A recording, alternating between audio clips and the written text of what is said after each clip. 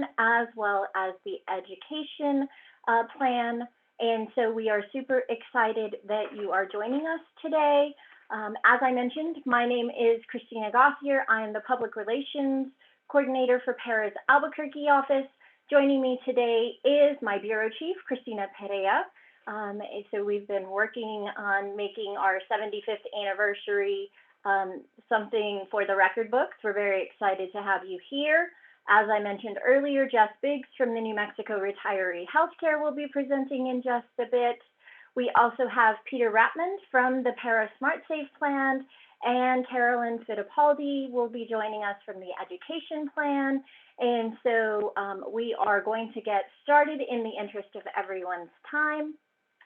All right, so if you happen to catch our first two series presentations in September, you know that we've been hitting specific retirement checkpoints.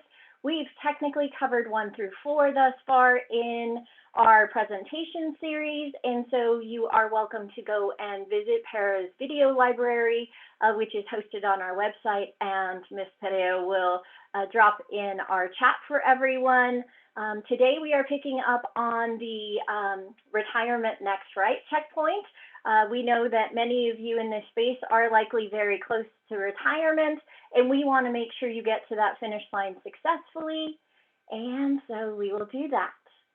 All right, so I know in an earlier iteration of our series, we covered retirement eligibility. So the next few slides that I'm going to review with you are just to bring everyone up to speed and make sure we all understand whether or not we're within the window of time that you need to handle the next steps in the process. And so retirement eligibility, just brief once over. For our Tier 1 members, those individuals hired on or before June 30th of 2013 who had member contributions in their bucket, who fall under State Plan 3, any of our municipal general plans 1 through 4, municipal and fire police plans 1 and 2, have to complete 25 years of service credit to be eligible to retire at any age. The minimum for this marker is 65 birthdays with 5 or more years of service credit. As you can clearly see, there are other age and service markers available for members in this category. My words of wisdom are you have to satisfy the requirement on one line to be eligible. There is not an almost provision or I'm this close provision. It is a minimum of the age and service on one line to be retirement eligible.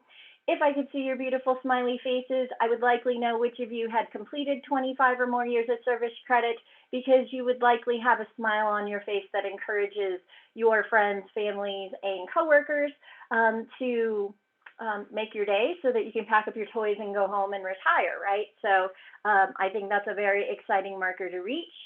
For our Tier 1 members who are currently employed under the State Police, Adult Corrections, Probation and Parole Officer Plan, or the Municipal Detention Officer Plan, again, you have a 25-year at any age or a minimum of 65 years of age with 5 years of para service or combined service credit between more than one retirement system. However, these individuals actually get to 25 years or their targeted years of service credit a little bit sooner than the rest of us because Tier 1 members qualify for enhancement of their service credit subject to statute and rules. And so if you are a member of these plans and need additional information about how that enhanced service credit works, we're going to share our contact information later in today's presentation. For our Tier 1 members of municipal police and fire plans 3, 4, and 5, you have a 20-year at any age retirement eligibility. Again, the minimum is 5 years, 65 birthdays with markers in between. And so that is all of our Tier 1 eligibility plans. For our Tier 2 family members, those of you who joined PARA July 1st of 2013 or later, or those individuals who worked for PARA in the past, took a refund, had $0 on account June 30th of 2013, and returned to PARA July 1st of 2013 or later, you are officially Tier 2. You need to satisfy one of two eligibility requirements if you are not public safety. Minimum is 5 years, 65 birthdays, or what PARA calls Rule of 85. So you have to have a minimum of 5 years of service credit, And once you satisfy that requirement, your full years of age, full years of service credit added together needs to equal 85 to be retirement eligible.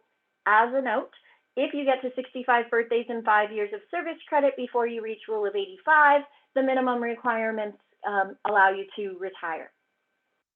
For our Tier 2 public safety retirement plans, and so they are all listed here for you. Essentially, if you are in the public safety sector, you likely fall under one of these plans. You are eligible to retire as a Tier 2 member of these plans with 25 years of service credit or a minimum of 60 birthdays and 5 years of service credit. So now that we all have a refreshed idea of retirement eligibility, few more notes. If you have service credit under more than one plan, under para, so you've been a sitting judge in the, district, magistrate courts, Supreme Court, or you've served as a senator or a representative in the New Mexico legislature, or you have served as a volunteer firefighter in your community here in New Mexico, there are other provisions related to retirement eligibility for those plans. We encourage you to either review pages 7 and 8 of the Para Retirement Kit or reach out to us directly to understand how your plans may or may not work together.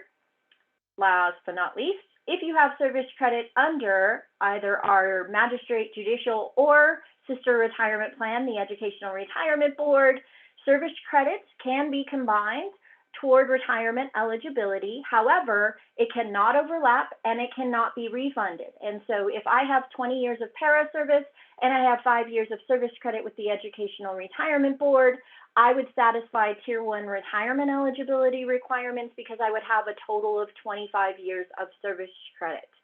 Each system is required to calculate the benefits according to their rules and statutes.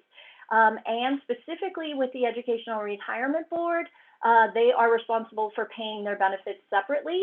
And so if you have reciprocity and have additional questions, please let us know.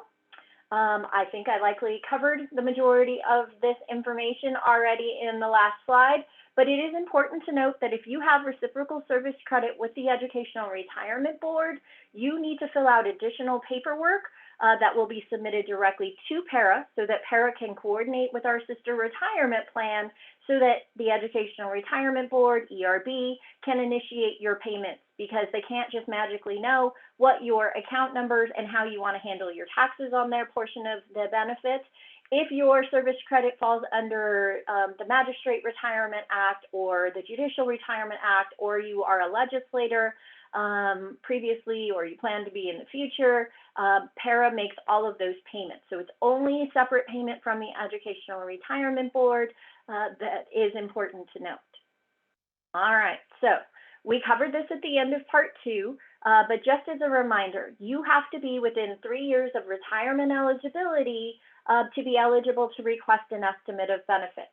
Our members are eligible to request up to 2 estimates in a year, and so that's like a 12-month period from your last request. You have the ability to cater this request to your needs.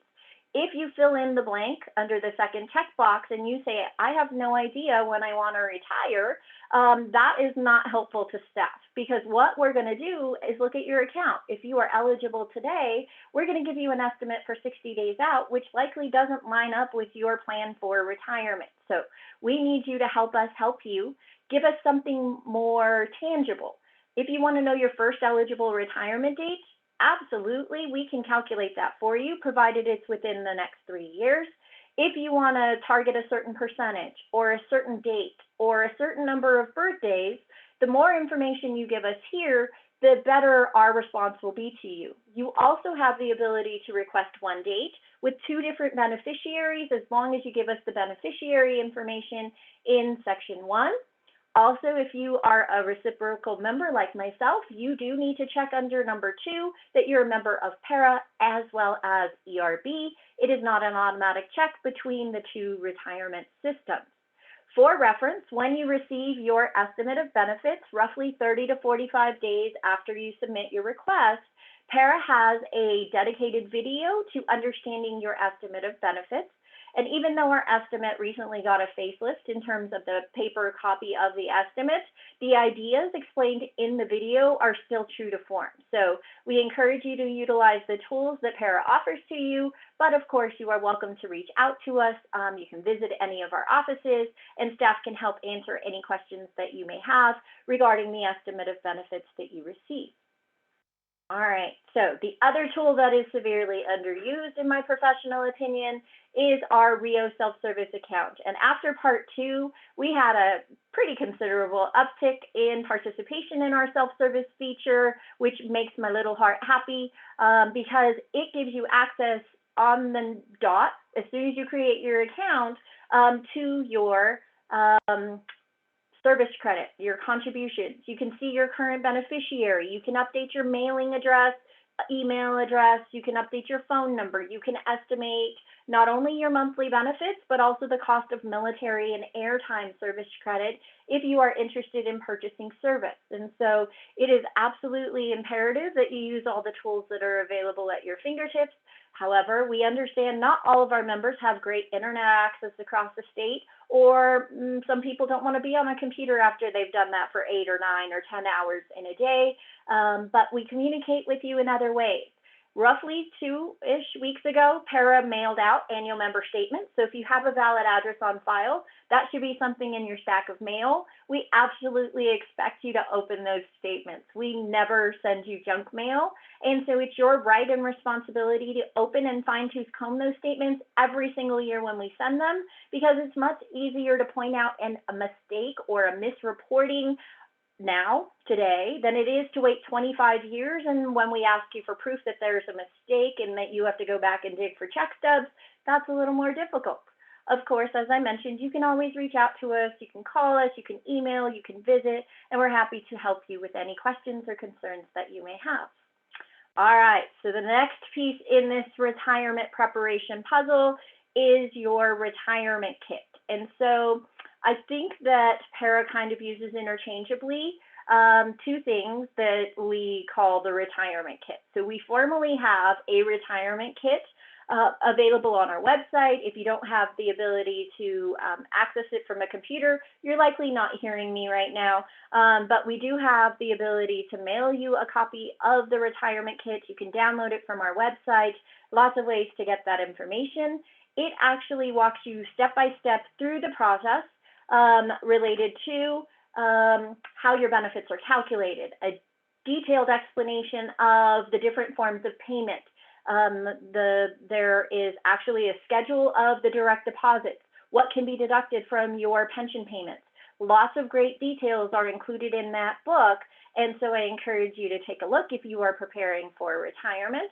The other thing that we call our retirement kit is technically the application for pension. And so Ms. Perea did a painstaking and beautifully crafted job of creating this application for pension. When you download this from our website or we mail you a copy, likely it is going to include a couple of preceding pages that actually give you instructions section by section. And so it is important that you read through those items so that your retirement application can be complete as possible the first time you submit it. And so the first item of business that is outlined for you on the application for pension form, specifically in the instruction section, is supporting documentation. So the application for pension and your supporting documentation kind of go hand in hand. But as I mentioned in part 2, you can actually submit all of the items that you see here on this slide ahead of your planned retirement date, so that when you are ready to retire, your application for pension form is all that you need to provide. And so items listed here include proof of age for you and your designated beneficiary. It's as simple as taking a picture of your driver's license or your birth certificate for both you and your beneficiary. We ask you for a copy of your Social Security card, and I know for many of our members, they are super hesitant to give us that information, but honestly, Para would not be asking if it wasn't important. We actually report your income in retirement to multiple tax agencies. And if we're not using the correct Social Security number, it is going to create a liability potentially for you, because we are acting in good faith that you gave us good information. And if that's not true, that is something you will settle with the IRS and Tax and Rev. And so we want to make sure we're using the correct number. I know growing up, we had lots of folks who had 585, 525 when that was specific to New Mexico. And so I know that is kind of tricky for some people. If you want to visit an office and bring in the physical cards in lieu of providing a copy, we will take those cards, hold them up to the screen, verify them, and then return the original to you. We will not obviously withhold your pension if you are unwilling to provide us with your Social Security card copies. Just know that you are signing a document that says everything that you gave to us is true and accurate. If you are legally married at the time of retirement, even if you misplaced your spouse during the pandemic, we are going to need proof of marriage. It's as simple as providing your marriage certificate. If you've ever been divorced, PARA may ask you for a court-endorsed copy of your final decree, marital settlement agreement, and any orders from a judge dividing your retirement benefits. And so, if you were divorced pre-employment, there is another provision that may apply, but if your divorce happened between your start date and your date of retirement, we are going to require every single page of every single court-endorsed final decree, marital settlement agreement, any orders dividing your retirement benefits. And last I heard, I think the record is somewhere between 7 and 8. And so if you can beat that, we'd like to shake your hand when we get back out on the road. And so all jokes aside, we need all of that documentation, either in advance of your application for pension form or in conjunction with your submission of that form. All right, so your application for pension form is actually 3 pages long. It used to be separate documents, so if you have an old version of the kit, you are not going to want to submit that because our retirement staff actually requires the new updated form. And so in each particular section, PARA has done our darndest to make sure that the questions are self-explanatory, the fields that we're asking you to complete. If you are having trouble with the application, we are happy to assist you by phone, by email. You can walk into an office and have staff review your packet for you. But if you show up to our offices and your paperwork is entirely blank, you are not doing yourself any favors, because we know you know your name. We know you know important things like your marital status, or fun things like where you want your money to go in terms of your banking information. And so for reference, PARA cannot provide you with any tax advice. So in Section 9, when we ask you how to handle your federal and state taxes, you either need to seek the advice of a tax professional or pick a option for withholding taxes and then adjust it when you file your taxes the following year. In terms of outside forces, so PARA is going to ask you to have your signature, and if you are married, your spouse's signature in Section 6 notarized, which means you should not date or sign that section until you are in the presence of a notary. Both of PARA's offices offer notary services free of charge as long as you have your valid government-issued ID. Most financial institutions will do that for you. Some HR divisions of our affiliated entities will also do that for you. So that's super helpful. In Section 8, when you provide us with your financial institution information, make sure you tell us whether it's a saving or checking account. And you will either need to provide a voided check or a direct deposit authorization form from your financial institution. When you are selecting a form of payment in Section 3, it is sort of why we ask you to obtain an estimate of benefits. And so for the purposes of our discussion today, if you are filling out your application for pension before you get that estimate of benefits, my question to you is, how do you know you can survive on what PARA will pay you based on your pension information if you haven't seen the number? So it always gives me heartburn when a member submits a kit before they get an estimate, but obviously your path is your path and we're here to help. And so just make sure that you read through everything and ask any questions that you may have. Your application for pension, let's see if it's on the next slide. Oh, good. So officially, the retirement process. Once you have gathered all of your supporting documentation and completed your application for pension form, it is important to note that PARA asks that you do not submit your application for retirement any more than 6 months out from your effective retirement date, preferably no less than 60 days. So minimum is 60 days in advance, maximum is 6 months in advance of your planned retirement date. Now, I know some of you probably work for an entity that allows you to bank your leave balances and utilize those in early retirement, terminal leave, leading up to your planned retirement date.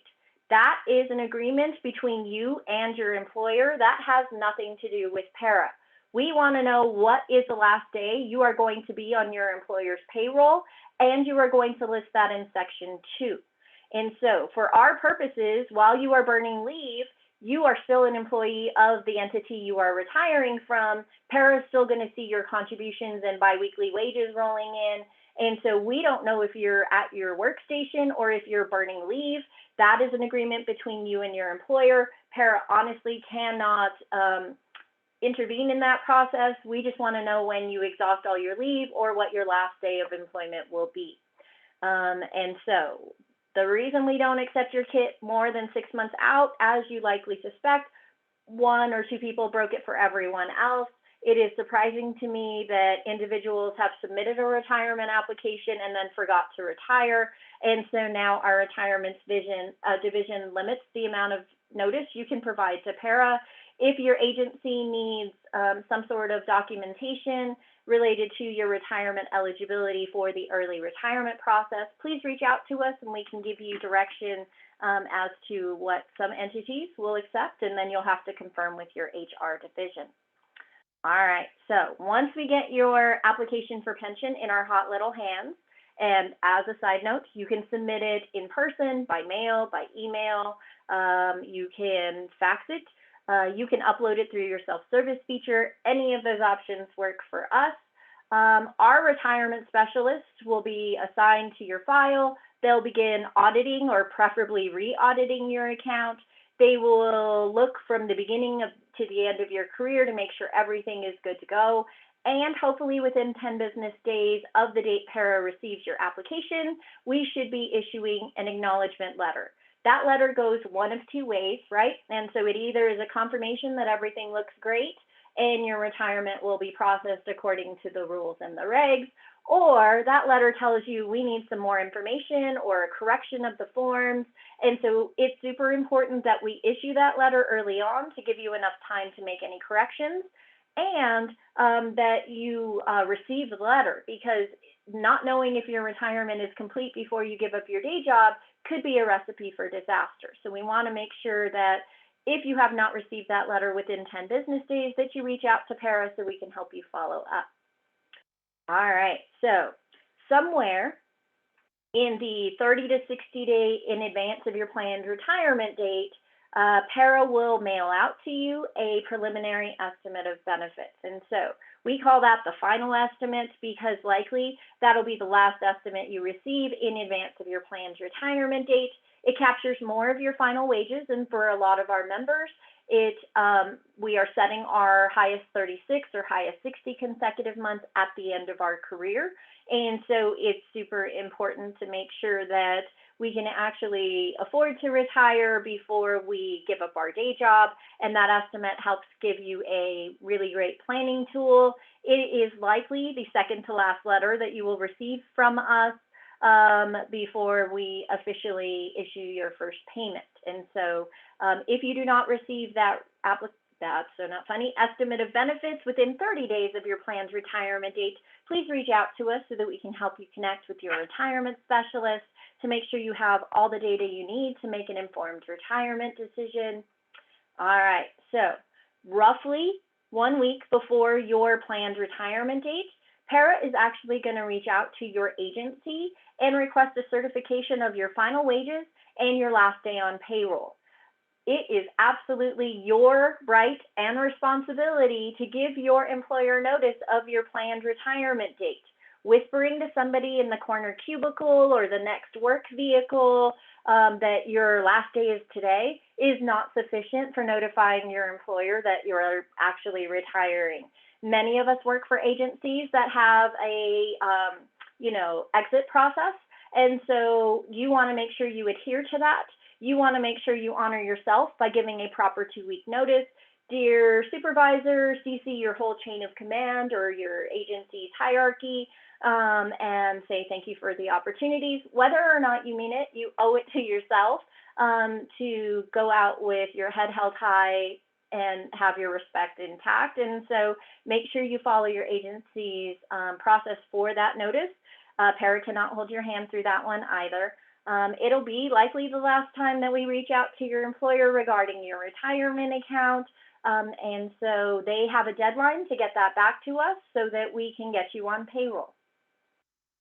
All right, so last but not least, it is important to note that your retirement is effective on the first day of the month after you meet Para's age and service credit eligibility requirements, you submit a completed retirement application, and you end all Para and Educational Retirement Board related employment.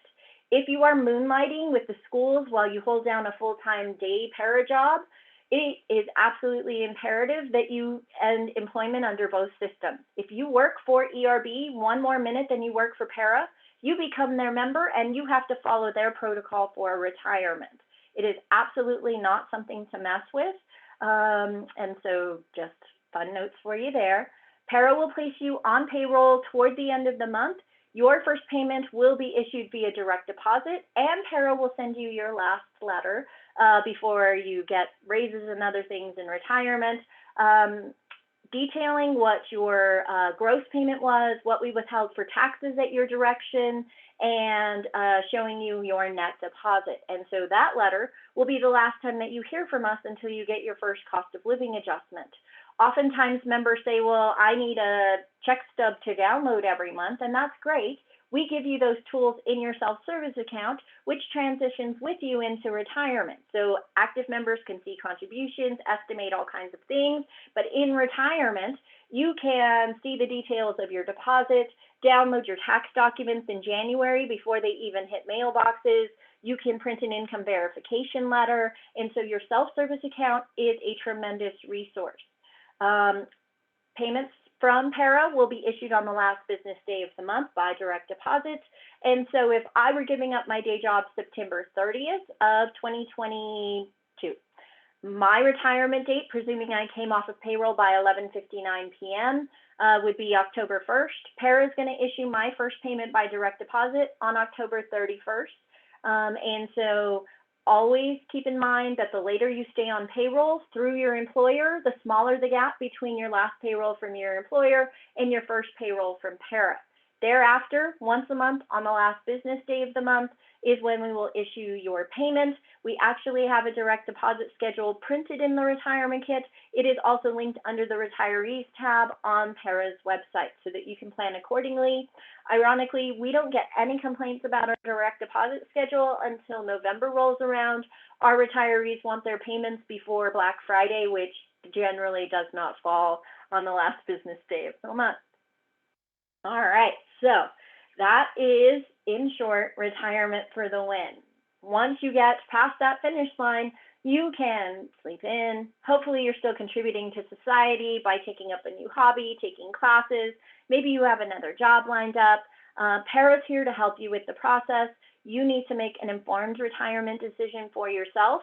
And so that hopefully helps to guide you somewhat through that process. Another part of the process that is super important is realizing that your employer is likely going to cut you off from their insurance offerings once you officially retire. If you are a state employee, your insurance coverage actually ends at 11:59 p.m. on your last day of employment, which is why picking a last day of employment as late in the month is super beneficial, in addition to shortening the gap between payments. And so our dear friend Jess Biggs from the New Mexico Retiree Healthcare Authority is actually online with us today, and he is going to take you on our first pit stop today. And so thank you so much, Jess, for joining us. I believe you are muted still, and I hope you have the ability to share your screen, but I'm just going to double check. I think you do. So you should be good. I do not, Christina. It says host disabled participant screen sharing. Oh, Miss Christina, will you fix that for me?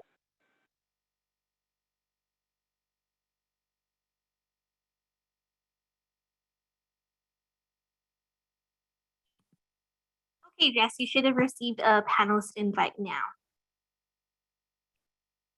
There we go. Perfect. Got it. Thank you. Give me a second to pull this up and we'll be off and running.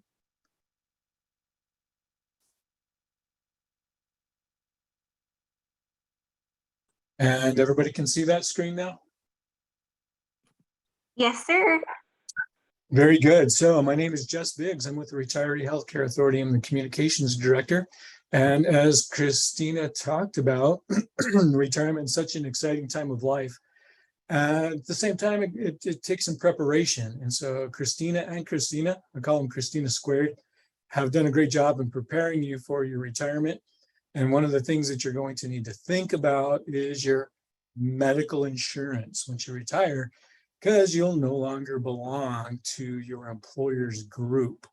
So Retiree Healthcare Authority, that's exactly where we come in, is you do have the option to come to us for your medical health plans.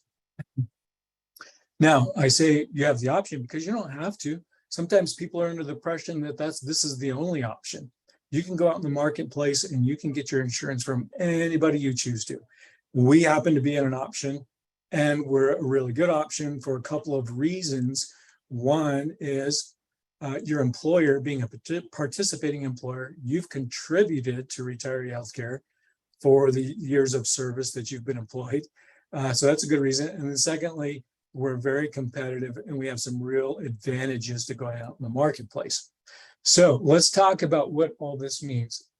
Who's eligible to come to the Retiree Healthcare Authority for benefits?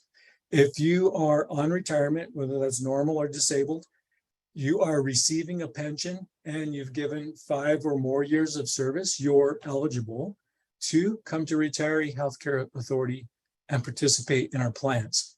In addition, if you have a spouse or a partner or children under the age of 26, they are also covered, and you can come to us for benefits to cover those individuals. Now, we got to talk about 2 buckets for a second. One is the pre-Medicare bucket. It's just exactly what it sounds like. If you are younger than 65, you're in the pre-Medicare bucket. Once you reach 65, you qualify for Medicare. That's a little bit different. We're going to talk about that here in just a minute. So if you're not yet 65 and you are retired, you're in the pre-Medicare bucket. There's a few things to know about that bucket. One is that the subsidy from retiree healthcare towards your monthly premiums does not begin until your 55th birthday. Now, that doesn't apply to everybody, obviously. If you're one of those lucky people that get to retire in your 40s before the age of 55, this is who we're talking about. In that case, just to be clear, if you are retired and you qualify, but you're not yet 55, you would pay 100% of the premiums for the Retiree Healthcare Authority plans. Once you hit 55, or if you retire and you're already over 55, then you already qualify for that, and your subsidy kicks in depending on your years of service. And we'll talk about those years of service and what that subsidy looks like here in just a little bit. But just want to make that really, really clear. Now, in the pre-Medicare bucket, you have 4 different medical plan options. We don't have time today to go through all the details of what these options look like. And that's your homework to do, is to go to our website and to get those details. And so, but just to make you aware, we do have 4 different options in the pre-Medicare bucket of 4 different plans, 2 that are offered by Presbyterian, 2 that are offered by Blue Cross Blue Shield. And so again, you're going to need to go do your homework, see which of these plans best meet your needs, and therefore make the choice that's best for you. Now, you can find all this information on our website right here at mmrhca.org/forms and important info. You can go to that webpage. You can find all this information, including, I don't want to overwhelm you with this slide. Don't worry about, we're not going to go through all these details. I'm just iterating the fact. You can find tables just like this from the website that you can compare plan to plan, all the details of things like what's the out-of-pocket limit? How much am I going to pay when I go to my doctor? If I have to go to the emergency room, if I have to take an ambulance ride, all the details are there to allow you to make the best plan choice for you.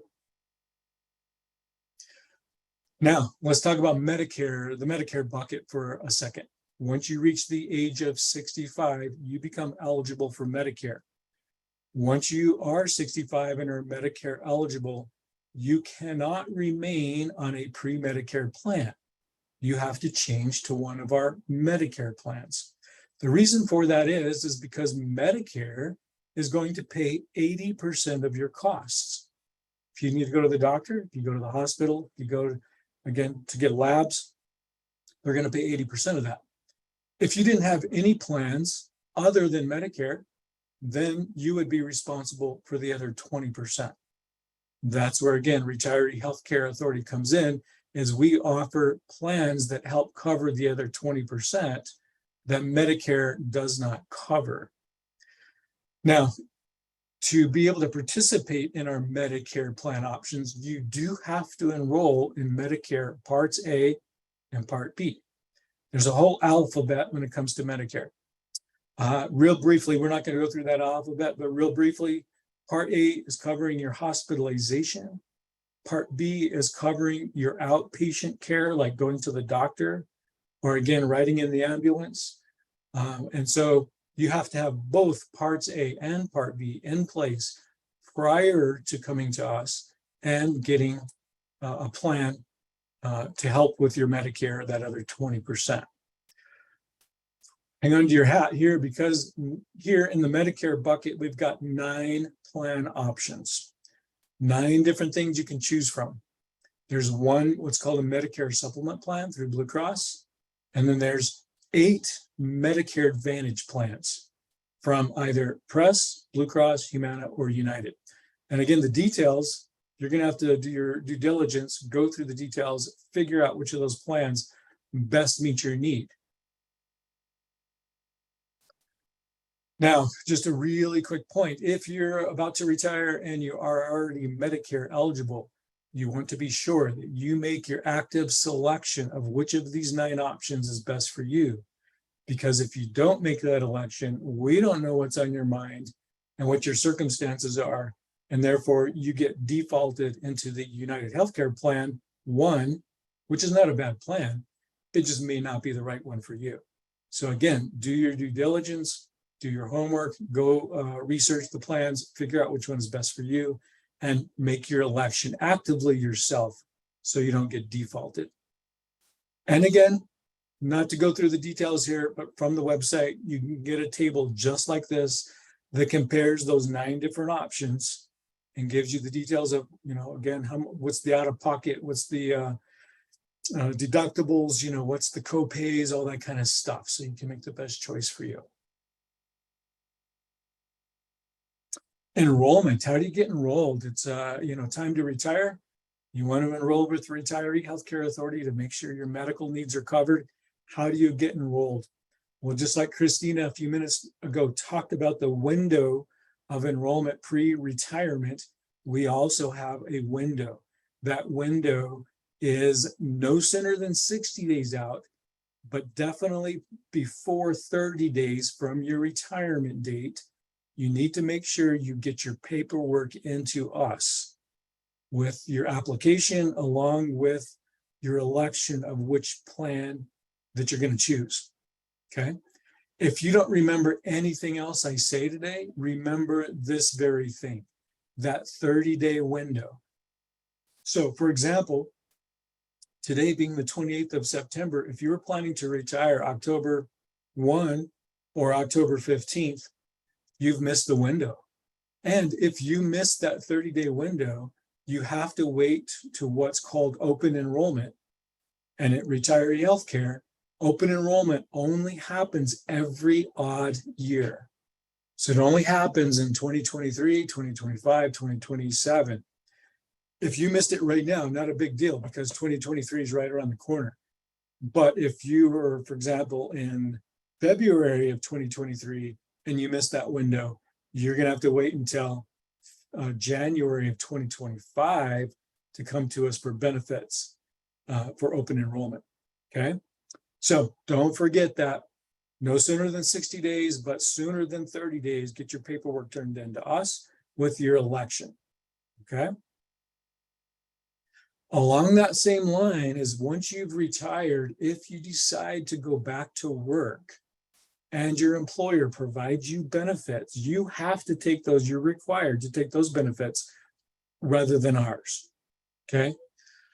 That's a in statute for our agency because we're a state agency. That's in statute that you have to take benefits from an employer before you take benefits from us. Now, if you lose those benefits for whatever reason, whether either your employer decides to no longer give benefits or you leave or you're let go, you now have a qualifying event and you at that time you can come to us and you can get your benefits. Just remember that 30-day window we just talked about, okay? So if you lose coverage in another place, you can always come to us because that is a qualifying event. You don't have to wait for open enrollment. Final thing I'll mention here is if you are taking benefits from us, you do have the right to cancel those benefits at any time. You do have to do so in writing. It can't just be verbally over the phone, but in writing. And the effective date of cancellation will always go forward to the next month, not retroactive to the beginning of the current month. So just keeping that in mind. And that if you do voluntarily cancel, then you can come back to us in the future if you choose to, but only during open enrollment, which again is only in odd years. Okay. So just keep that in mind in terms of cancellation. If you're in Medicare, we did mention this, I just want to make it really, really clear, is if the additional enrollment step, if you're Medicare eligible, is to get your Medicare Part A and B in place prior to coming to us, also considering those 30-day windows, okay? So that means you're going to have to be on top of things. Now, if you're in a retiree healthcare plan in the pre-Medicare bucket, then it'll be pretty clear and easy to roll over into the Medicare because we're going to know that your 65th birthday is approaching. And you're going to get two things in the mail. One is from Social Security Administration. You're going to get your Medicare enrollment packet. And then from us, you're also going to get a packet to make your elections for Medicare. So just keep an eye out for those things. And make sure that you take care of those in a timely fashion so you don't end up having to wait for an open enrollment period, okay? And if you're Medicare eligible, upon your retirement, we do have Medicare seminars. You can go to our website and you can see the schedule. We do have Medicare seminars once a month where we help educate you on how Medicare works, the alphabet of Medicare, and all the conditions around it, because it's as clear as mud, and we want to help you see through that a little more clear. So if you need to, you can attend that webinar or those seminars. Other important information to know, that payment of premiums when you come to retiree healthcare the first time, when you make your application upon retirement, we do require your first 2 months of premiums up front. So up front, you'll need to be prepared to pay for 2 months. Nice thing is then the second month, you're not going to have to make a payment because you already made that payment. But then in the third month, then on a monthly basis, your premiums will need to be paid, and you can do that in a couple of different ways. You can have them deducted from your pension unless you're an ERB employee. That's no longer available. But if you're a paramember, you can have that elected to be deducted from your pension, or you can provide us the information to deduct it from your checking account. Main thing here is make sure you're prepared upon your first month to make 2 months payment. We do also, in addition to medical benefits, offer voluntary benefits. They're voluntary for a couple of different reasons. These are inclusive of vision through Davis Vision, dental through Delta Dental, either basic services or comprehensive services, and life insurance through the standard. And so these are voluntary in a couple of different ways. One is that you can take medical benefits and not take any of these benefits, or you can take just these benefits and no medical benefits if you're getting your medical from somewhere else. Or you can a la carte these where you can say, I just want vision only, or I want dental and vision, or just life insurance. You can mix and match these however you want. They're also voluntary in the fact that you do pay 100% of the premiums of these benefits. There is no subsidy. Your subsidy does not go towards these voluntary benefits, only towards the medical benefits. A couple of other important pieces of information as we kind of wrap things up here.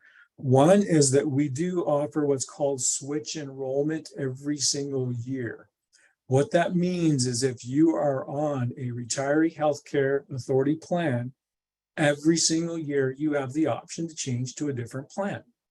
Every year, right around this time, you would get a packet in the mail from us that says, here's currently the plans that you are on, and anybody else that you're covering, whether it's a spouse or children, and give you the option to change those plans to a different plan starting in January if you choose to. So that happens every single year.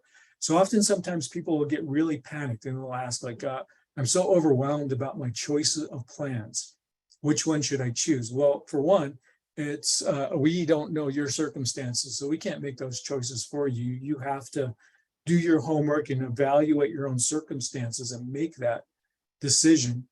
But don't overstress, because you can try on a plan for a year, and if it's just not working, once you make your election for the year, you are stuck with it for that year. But you can always make a change to something different if you need to, or if just your situation changes. Okay. We talked about open enrollment. Open enrollment is different than switch. Switch is for current members that are currently on a plan. Open enrollment is for members, or for people that have contributed to Retiree Healthcare Authority, but aren't currently in a plan, but want to come to us after voluntarily choosing not to take benefits from us. So if you canceled, or upon retirement, you went elsewhere for your benefits, then you would have to wait to an open enrollment in one of those odd years to come to us. The only exception to that, as I indicated before, is if you go to work and your employer does offer you benefits, and you, obviously, we've already talked about the fact you're required to use those benefits rather than us. Upon the termination of those benefits, that's a qualifying event. You do not have to wait for open enrollment in that case. If you do take voluntary benefits, remember that vision, dental, life insurance that we talked about. If you do take those and then you choose to cancel, which you have every right to do, just know that there is a 4-year waiting period to be able to pick up any of those voluntary benefits again. And then the final thing I just want to reiterate, and this will be even more clear here in a minute as I show you some of what you really want to know is how much are the premiums and the rate sheets, is just that reiteration of a minimum age is 55 to qualify for a subsidy, and the maximum years of service is 25 years to receive the maximum subsidy. That's a rule change that happened in July of 2021, unless you are on an enhanced retirement plan, which would be inclusive of police, fire, correction, judges, and some of those types of entities.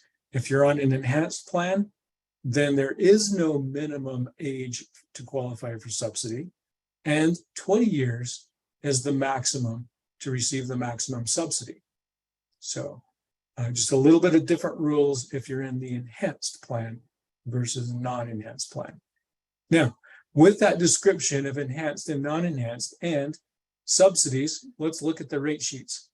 Now, this might not be the easiest thing to see on the screen. In fact, the running joke here is if you can read this, you're not ready to retire.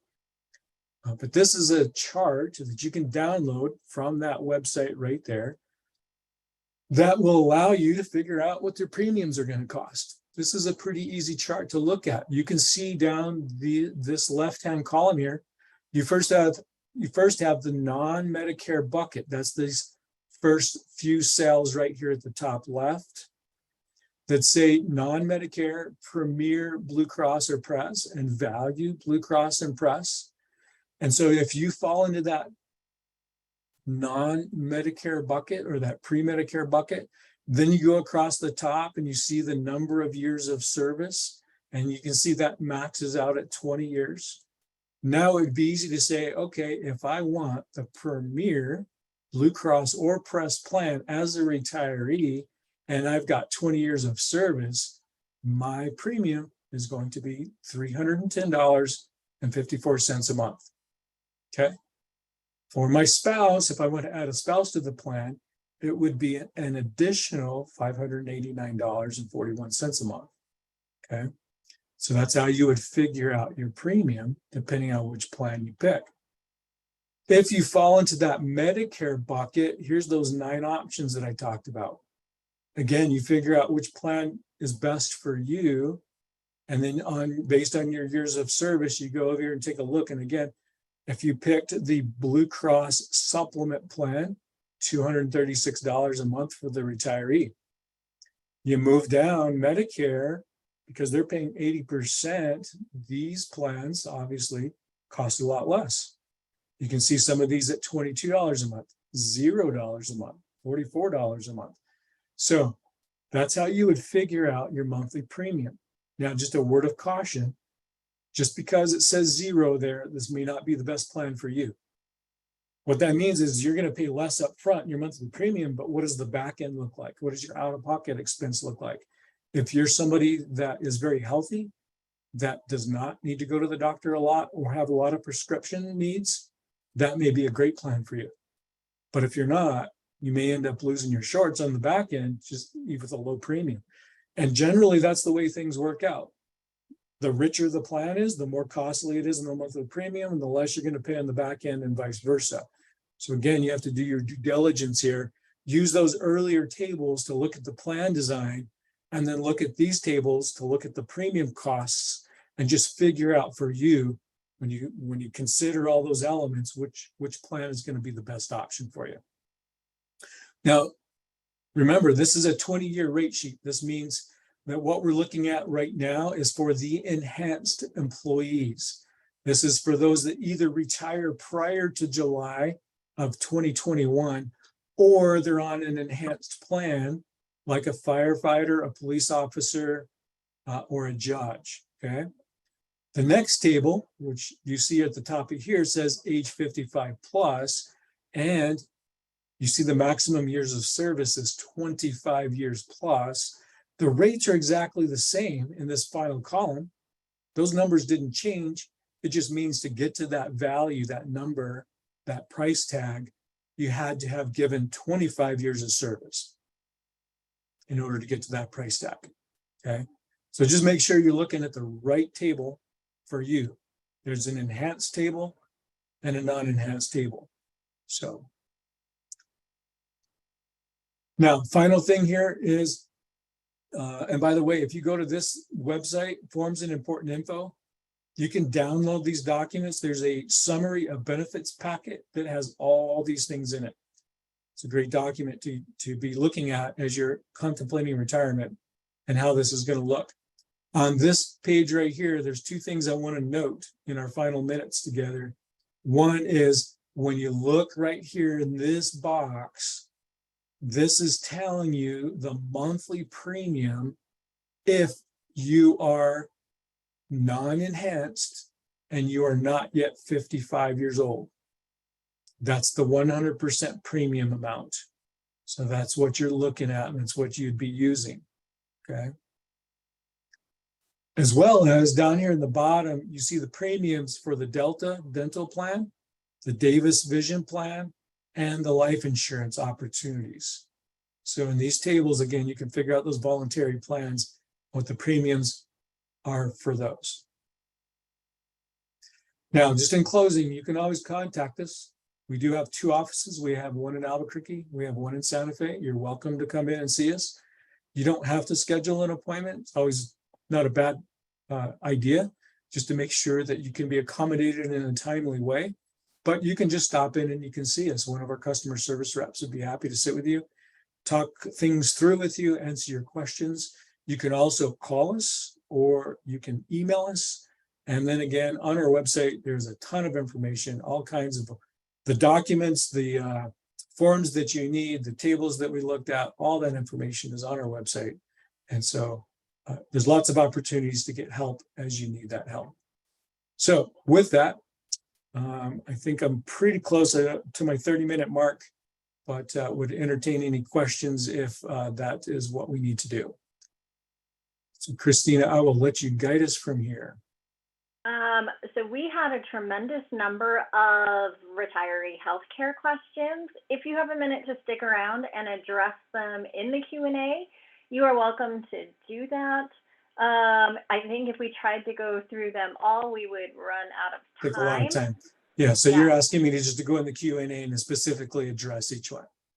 Could you please? Yep, sure thing. Thank you so much. We truly appreciate you bringing this information and for all the wonderful questions our participants have posed. They are all valid and need to be asked, so we appreciate that. In the interest of time, we are going to bring up our next presenter.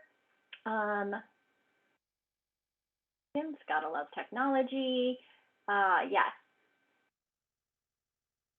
Thank you, Peter, for being ready to go. Oh, I skipped it. Here we go. So officially, Para SmartSave, we will go back to the education plan in just a moment. Joining us today is Peter Rappman. He is the Para SmartSave Deferred Compensation Representative for Northern New Mexico, but he is extremely well-versed and can address questions from all across the state related to deferred comp. And so many of our members leading up to retirement oftentimes have large amounts of leave balances banked and don't realize the tax implications of cashing those out directly to themselves. And so I think it's super important that we touch on that. But also, no one has ever come to a retirement seminar in my 17 and a half-ish years and, you know, said to me personally that they saved too much money. And they wonder what they should do now. It's always, I wish I started sooner and I wish I saved more. And so Jess can show you, talk to you about the tips and tricks for putting extra dollars into retirement leading up to your planned retirement date, separate from PERA, since your contributions are set by statute. Your flexibility lies with the Para SmartSave plan or your agency's deferred compensation provider. So Peter, sir, the floor is yours. If you need to share a screen, Christina can give you those abilities. Thanks, Christina. And yeah, I will need to share my screen if that's cool. Hi, everyone. As Christina mentioned, I'm your investment advisor rep at Voya Financial, and I help with the SmartSave program for Northern New Mexico. I live locally here in Santa Fe, and I work closely with a lot of the folks over at Para and their deferred comp team. I'm a little under the weather today, so you'll have to pardon me if I lose my voice or I start coughing or I'm sniffling uncontrollably. I'm going to go ahead and try to share my screen here real quick. Awesome. I'm going to stop my video too so nothing glitches out. Okay, everyone. Let's see, and real quick, before I get into the details of how you can use your deferred comp accounts once you leave or retire, I'd like to help out those who might not be signed up yet. Pretty often, just like Christina mentioned, when I speak with someone who's thinking about retirement and they don't have one, you know, I might hear, I don't have time to save anymore, or there's no reason to get started this late in the game, or I already have my pension coming. But actually, there are quite a few reasons to start, especially if you're getting closer to retirement or potentially thinking of leaving your job. So I'm just going to go over some of the biggest reasons briefly. And yes, it's just my head showing it right now. I have been having internet issues, so I'm not going to turn on my video while I'm scrolling through this because it seems to sometimes cause issues. So hopefully that's not a problem. I will come back with my video as soon as I get through the PDF packet real quick. Okay.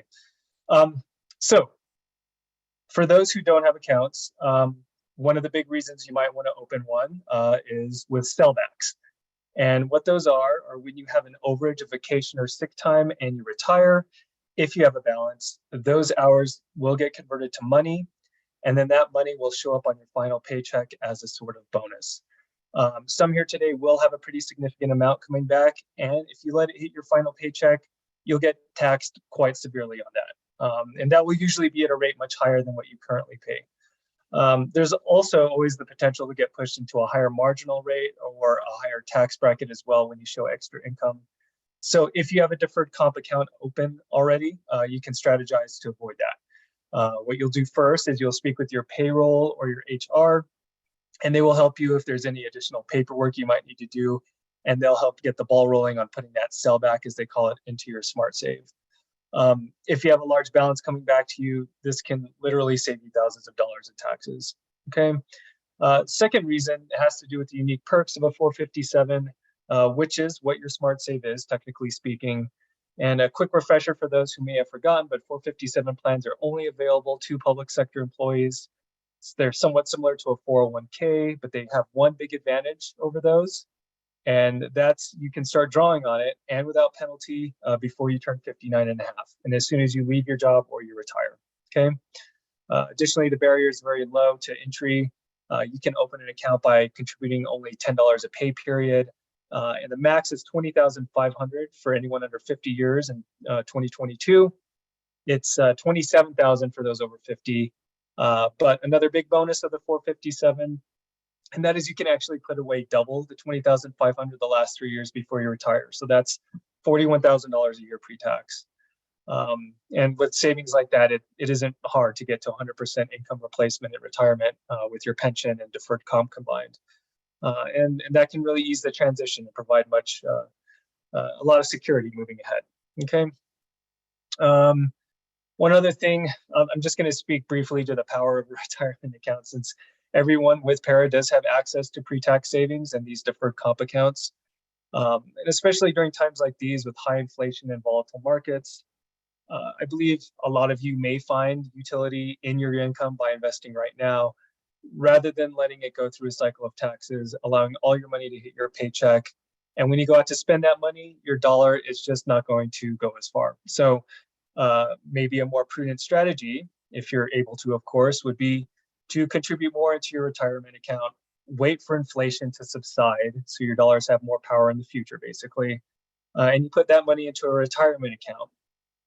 It should be thought of something necessary at this point, like paying rent, paying on a mortgage, buying groceries, getting gas, etc.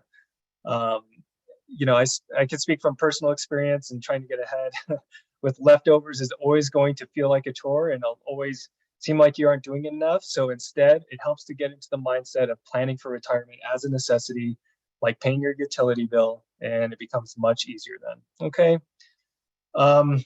So yeah, now I'm going to get up into this package here.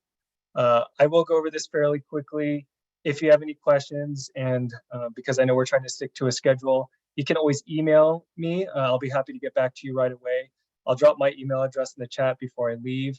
Also, if anyone brings up any questions in the chat, I will answer those here before I leave, although I won't be answering them live on the video. Okay. So for those who already have their SmartSave accounts open, what happens once you leave or you retire? Good news is you don't actually have to do anything. Only thing you need to keep in mind is that you won't be able to contribute into the account anymore, right? You can still change the investments anytime, though. That's totally up to you. All right. And here's a little line on that. Easiest part of your retirement, there is nothing you need to do. Okay. Scrolling down here, benefits of staying in the plan. So remember, if you don't do anything with the money, and let's say you just let it sit and it continues to grow, you won't be paying any tax on the growth. Okay. It remains a tax deferred account. The only time you pay taxes will be when you do a withdrawal. If you're wondering what that rate will be, it actually is a little different for everyone, as it is tied to what tax bracket you may fall in at any point. So those could be as high as 37% for those making over $600,000 a year in retirement. and as low as 10% to 12% for those making under 80,000 married or 40,000 single. Okay, so for most people, when they leave, when they retire, their earned income typically drops, and I usually see people getting some sort of refund back with their taxes after taking a withdrawal.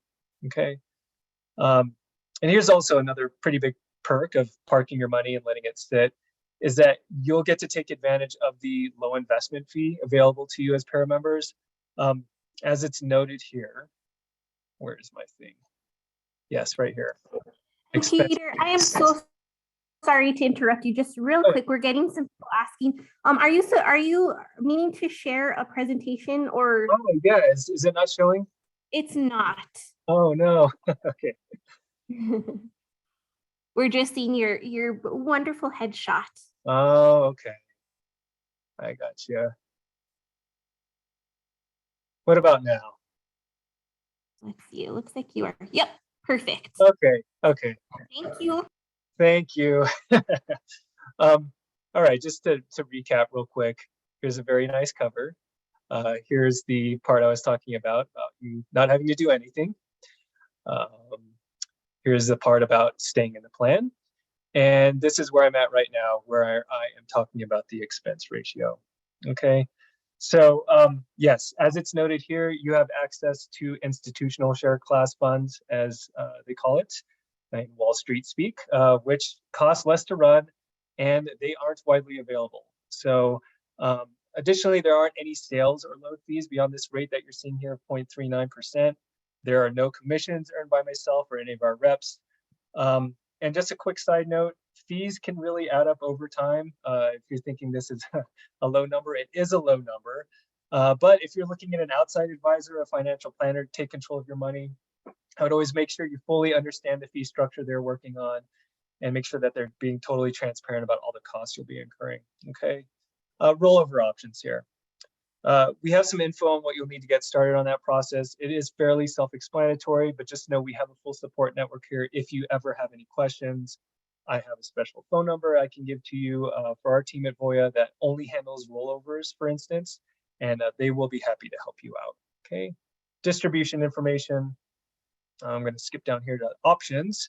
So you'll see you have several different ways you can get your money once you retire or you leave your place of employment. There's a lump sum, partial distribution, or installation payments. Lump, of course, is all at once. Partial would be smaller chunks, and installment would be regular payments that could show up monthly, semi-annually, or annually. We have info here on who to contact when you're ready to take money out, but the easiest way is just going online into your account and initiating payments.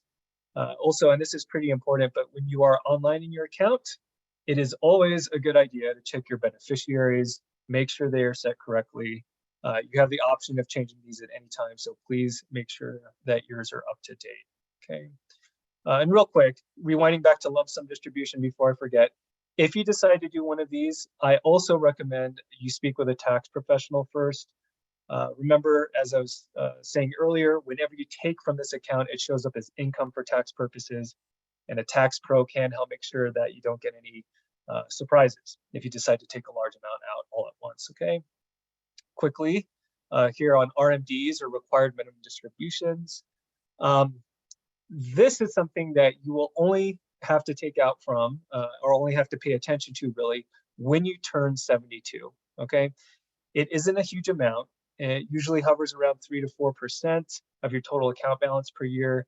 And Para SmartSave will automatically remind you. Voya will send you a letter, or Para will send you a letter, as well as help send your RMD to you when it comes time. So there's really nothing to worry about here. And if you're curious about why RMDs even exist in the first place, this is something that's mandated by the IRS, and it's usually required of all pre-tax retirement accounts. So even if you have an outside, 401k, 403b, IRA, they will also have these RMDs required from them. Okay. Quickly on direct deposit. So nice thing about your SmartSave account is that when it is time to start receiving your money, you don't need to stress over sending a voided check or doing paperwork or anything like that. It is a straightforward process to get set up with automatic deposits. You can set this up anytime, even before you retire. You just go to the website, enter in your info under the section personal information at the top of the page. And there's a little box here that kind of shows you where you'll go. Okay. One last thing here, and that is sick or vacation leave payouts. I covered this earlier, but just know that we have additional info here on how this works in this packet as well. This is really one of the huge perks of having the deferred comp account open already. And that's important. You do need to have the account open before the money comes in and hits your paycheck. There's no takebacks, right? So you need to make sure that you have the account open. You need to make sure that you've communicated with your HR and your payroll that you do want that to go to your deferred comp. And then it's fairly smooth after that point, okay? Final page. This is for PSO, or Public Safety Officer retirees. And this is going to go back to the New Mexico retiree healthcare that we were just talking about. You can actually use your SmartSave to help pay for health premiums pre-tax up to $3,000 a year. So that's a very nice perk. Again, this is only available to PSO. The instructions are listed here if you may be in public safety and looking to get a head start on filling out the forms required for this, okay? So that covers most of what is available to you with the account once you leave or retire. Just remember the big pointers here. You can let it sit and it can keep growing, or you can start withdrawals. It's totally up to you. You have lots of options available. At the very bottom, we have some additional contact info here. You'll notice it says temporarily vacant. That's where my name goes, Peter Ratman, actually. So I'm going to turn this off real quick and get my video back. Let's see, am I back? Yes, okay. Did we have some questions? Yes, okay.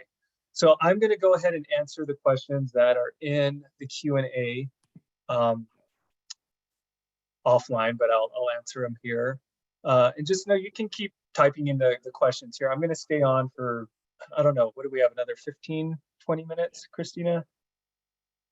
Yeah, and you know what, Peter, what we're going to ask you, if you would kindly do for us, is if you could answer the questions in the Q&A by typing Yes, absolutely. them, just so that way we can keep everybody on time here today. That would be awesome. Absolutely, no problem, no problem. Yeah, it looks like you shared. And I addressed some of them for you. So if you want to go back and look over those answers and make sure I didn't overstep too much, that would be super helpful. Cool, cool. Thank you, Christina. And I look forward to speaking with all of you. Thanks. Thank you so much, Peter, for joining us today. We are going to hopefully get back to our education plan portion of the presentation. Carolyn Fittipaldi has graciously joined us today. She has a presentation that she is sharing. Thank goodness she has those capabilities. And then I just have a few final slides to wrap up. We will continue to address questions in the Q&A, and then we will open up the floor at the very end for those of you still on to ask any additional questions you may have. Thank you all so much for joining us today, and especially Carolyn for waiting so patiently through all those presentations. Thank you, Christina, and thank you, Para team, for including us in the presentation today. I'm Carolyn Fittipaldi. I'm the Marketing Director for the Education Trust Board, and we're the state agency that administers New Mexico's 529 College Savings Plan, the education plan. This presentation should only take a few minutes, maybe 5 to 8 minutes. I can be available to answer any questions. If we run out of time, you can certainly reach out to me directly, and I can answer questions that way as well. So I'm going to go ahead and get started. Let's see, there we go. Saving for retirement and education. They're two sides of the same coin.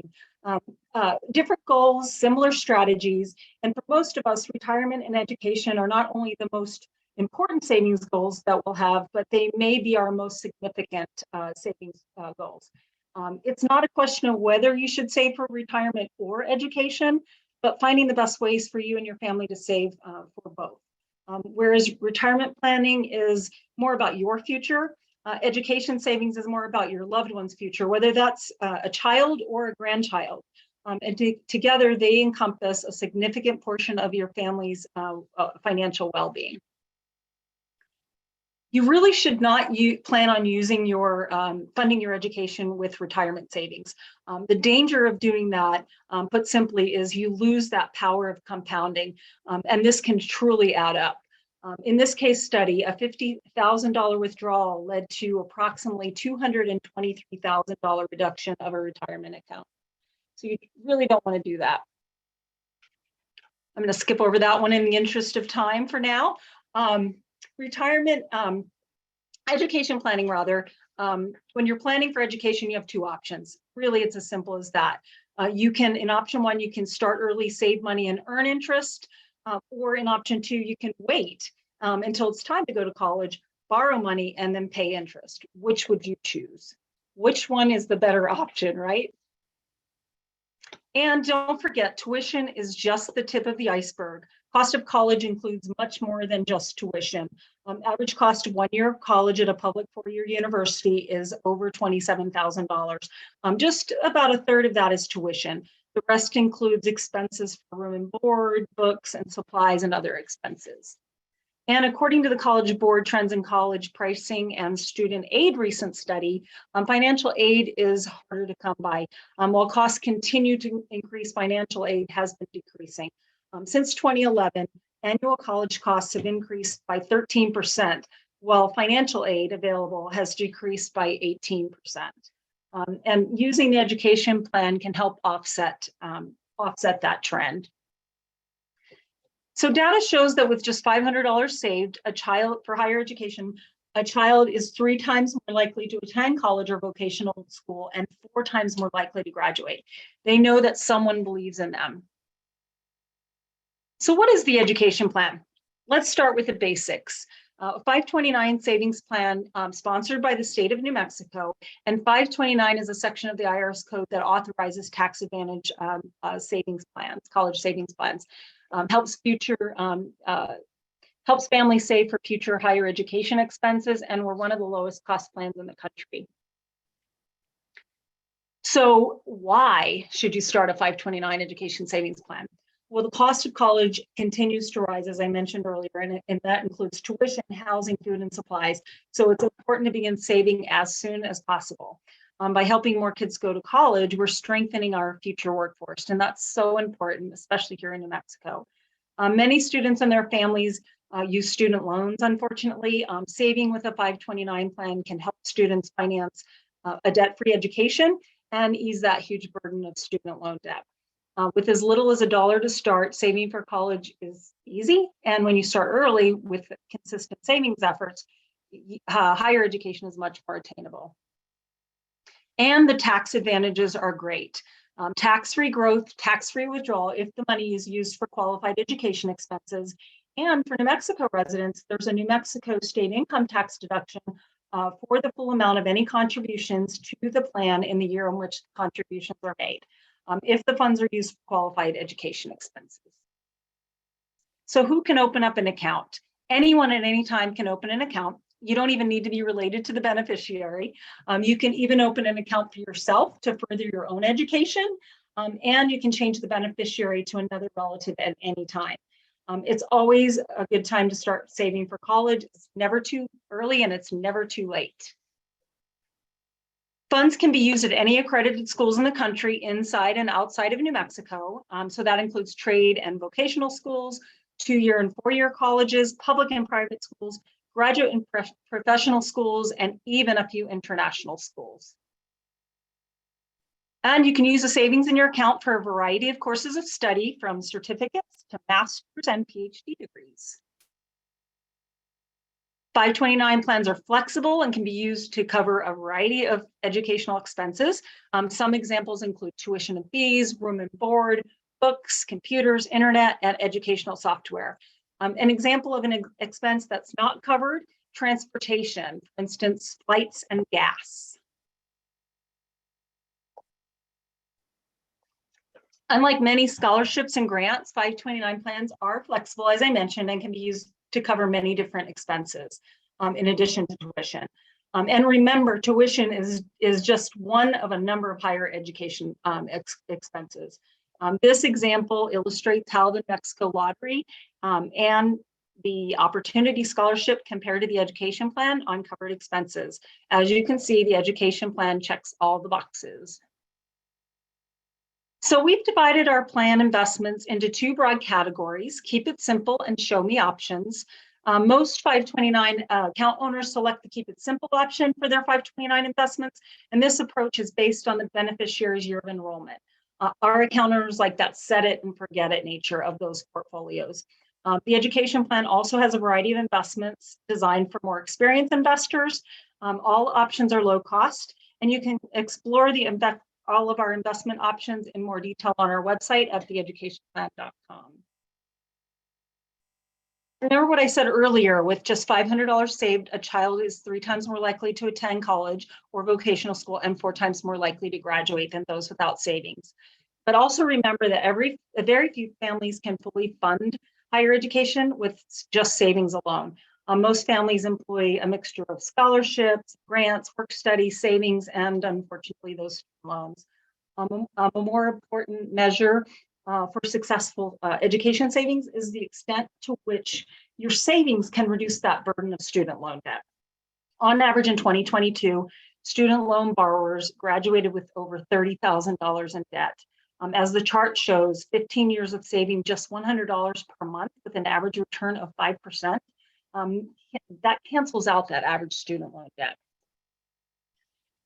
Another great feature is that family and friends can give a gift into your 529 account through a one-time gift or a recurring contribution. This is a really cool way of crowdfunding education, and it can help grow your account as well. Why not get everybody involved in saving for education? It's great for holidays, birthdays, graduations, and other special occasions. And it may offer tax benefits to the gift giver as well. What a wonderful way to give that unique gift that will have a lasting positive impact.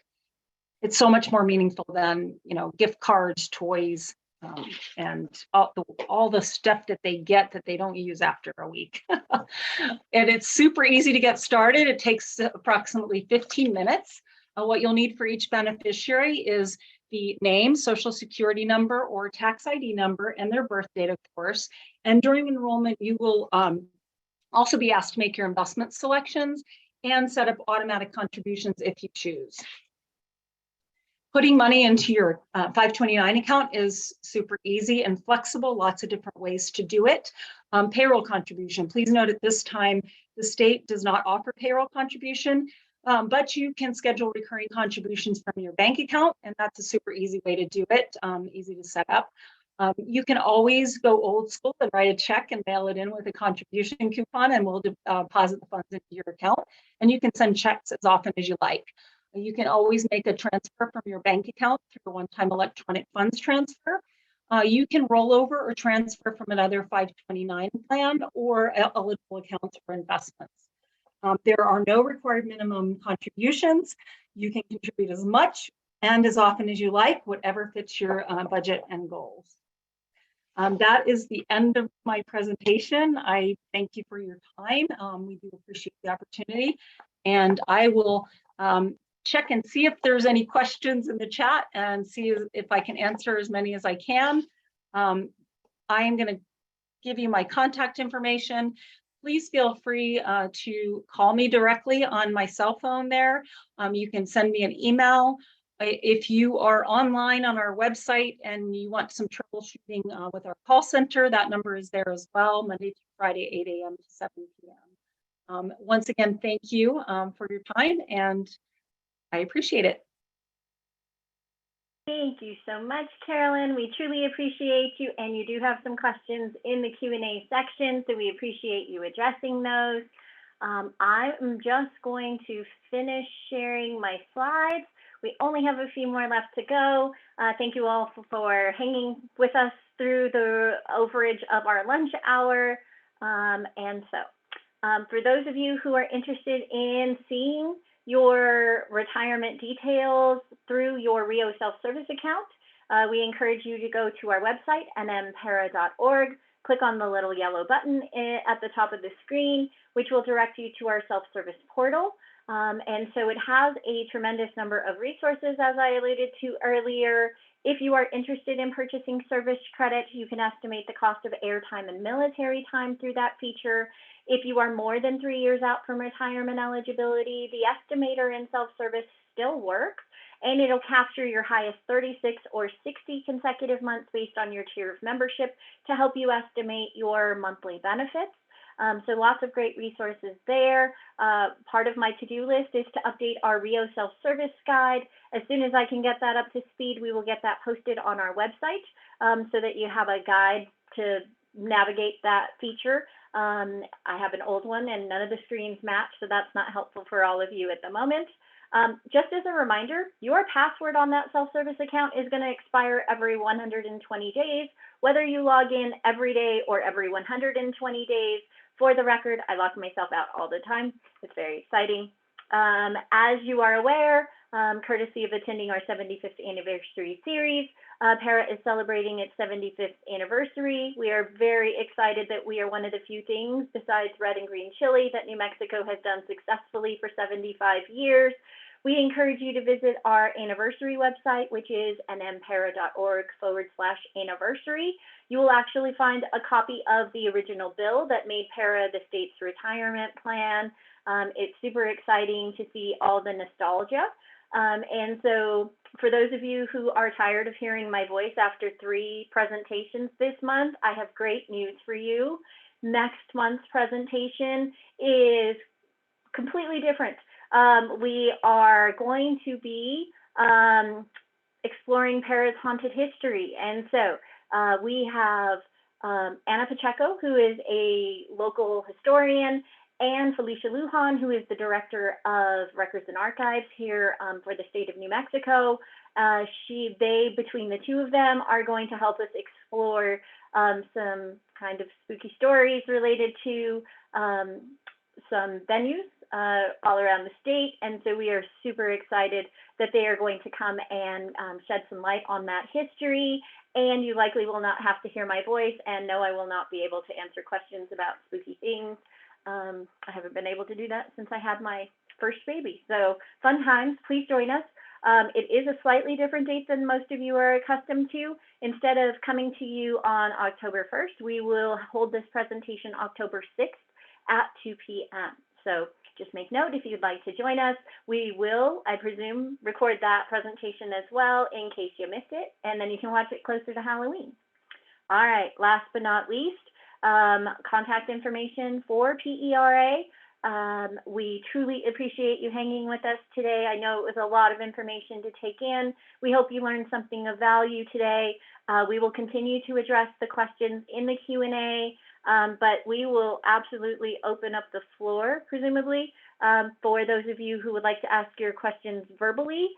You can either raise your hand, and our host today, Ms. Perea, can give you the ability to ask your question live, or you can continue to drop them in the Q&A, and we'd be happy to get those addressed for you. Thank you all so much again for joining us. Please let us know if any of our respective agencies can be of assistance. We've done a pretty great job of sharing everyone's contact information in the chat.